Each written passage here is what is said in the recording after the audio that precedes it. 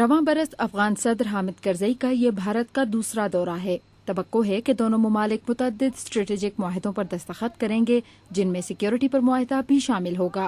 भारत का अफगानिस्तान में अहम किरदार रहा है और वो पहले ही अफगानिस्तान से $2 अरब इमदाद का वादा कर चुका है। हामिद करजई का दौरा ऐसे नाजुक वक्त में हो रहा है जब काबुल में हालिया हमलों के बायस इसके पाकिस्तान के साथ ताल्लुकात में कशीदगी आ चुकी है।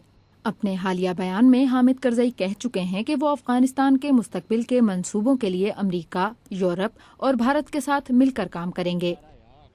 अफगानिस्तान से गैर मुल्की अफवाज के इनखला के आगाज की वजह से भारत को अफगानिस्तान और पाकिस्तान की सिक्योरिटी की सूरत हाल पर खासी तशवीश है।